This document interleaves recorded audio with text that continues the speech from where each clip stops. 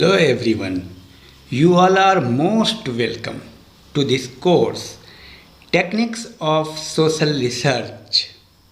About me, I am Dr. Afroz Iqbal, Associate Professor in Sociology, UGC NET qualified in Sociology. I have been teaching students for NET, IS, PCS, Army, Police Group C, and other competitive exams for many years. Many students are getting guidance online in all over the India through different medium of network description.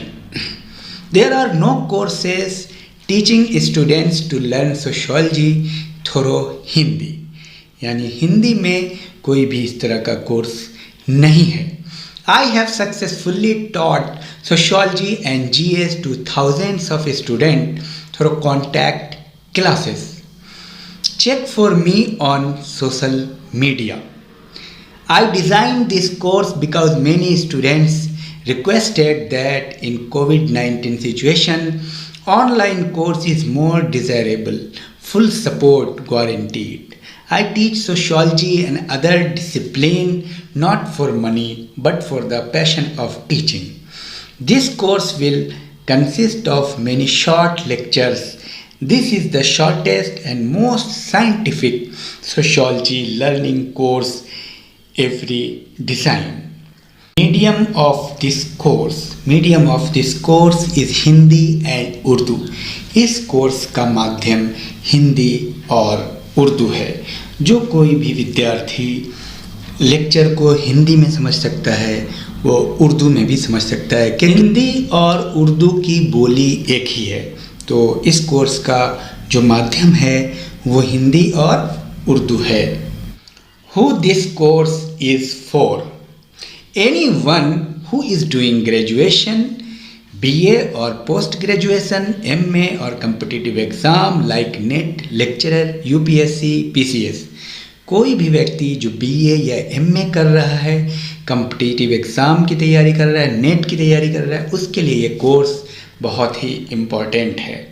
Contents of this course: सामाजिक अनुसंधान, सामाजिक अनुसंधान की प्रक्रिया और चरण, सामाजिक अनुसंधान की विशेषताएं, सामाजिक अनुसंधान के उद्देश्य, सामाजिक अनुसंधान तथा सर्वेक्षण में अंतर, सामाजिक घटनाओं की प्रकृति, सामाजिक घटनाओं की विशेषताएं, शोध में कठिनाइयाँ, डिफ़िकल्टीज इन सोशल रिसर्च, शोध में कठिनाइयाँ, समाजशास्त्रीय अनुसंधान में वस्तुनिष्ठता की समस्या, वस्तुनिष्ठता की विशेषताएं, वस्तुनिष्ठता की आवश्यकता और महत्व, वस्तुनिष्ठता की प्राप्ति में कठिनाइयाँ, वस्तुनिष्ठता प्राप्ति के साधन, वैज्ञानिक पद्धति, वैज्ञानिक पद्धति की विशेषताएं, वैज्ञानिक पद्धति के प्रमुख चरण,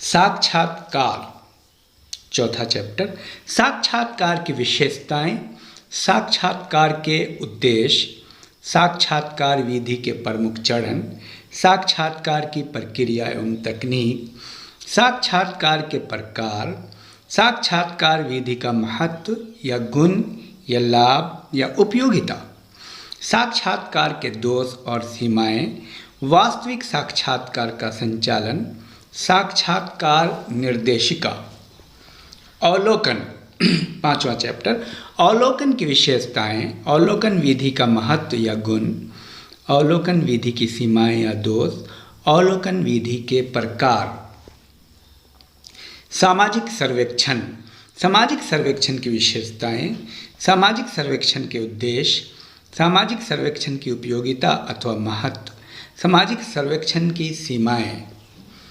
समाजशास्त्र में क्षेत्र कार्य, क्षेत्र कार्य के प्रकार, अनुसूची, अनुसूची की विशेषताएं, अनुसूची के उद्देश्य, अनुसूचियों का संपादन, अनुसूची निर्माण की प्रक्रिया, अनुसूची की अंतर्वस्तु, अनुसूची निर्माण में सावधानियां, अनुसूची के प्रकार, अनुसूची की उपयोगिता या गुण, अनुसूची की सीमाएं या दोष, उपकल्पना, एक अच्छी उपकल्पना या प्राकल्पना की विशेषताएं, उपकल्पनाओं के प्रायाम या विमितियाँ, उपकल्पनाओं का के प्रकार, उपकल्पना के स्रोत, उपकल्पना का महत्व, उपकल्पना की सीमाएं। 10th, शोध अभिकल्प। एक अच्छी शोध अभिकल्प की विशेषताएं, अनुसंधान पर रचना का वर्गीकरण या प्रकार। 11वां चैप्टर, तथ्यों के प्राथमिक तथा द्वितीयक स्रोत। तथ्यों या सूचना के प्रकार, द्वितीय तथ्य या सूचनाएं, तथ्य। 12वीं प्रश्नावली, अच्छी प्रश्नावली की विशेषता, प्रश्नावली के प्रकार, प्रश्नावली की प्रकृति, प्रश्नावली की विश्वसनीयता, प्रश्नावली के निर्माण में सावधानियां।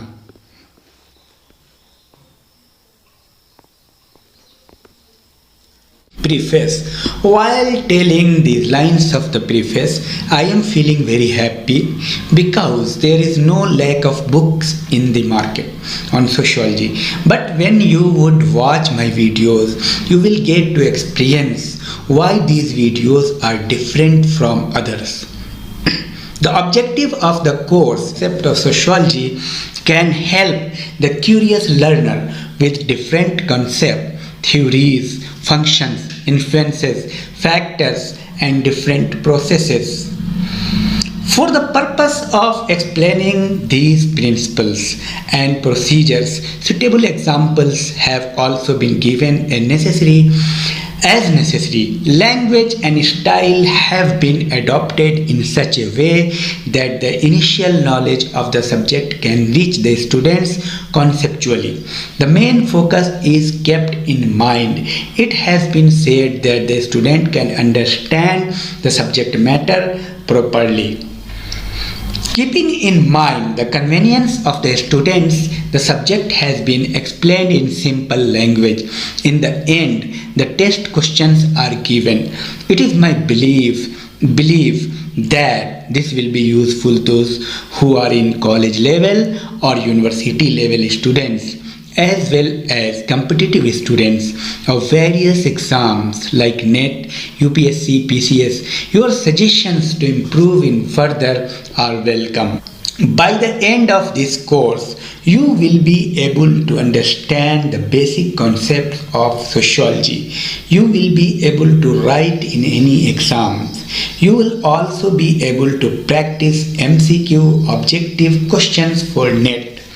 Ideal student of this course, any college and university student who want to study conceptually clear in sociology, any student want to qualify competitive exams like NET, lecturer, etc. Any student who want to know sociology in a scientific method. Thank you. Please feel free to take a look at course description, curriculum and start today.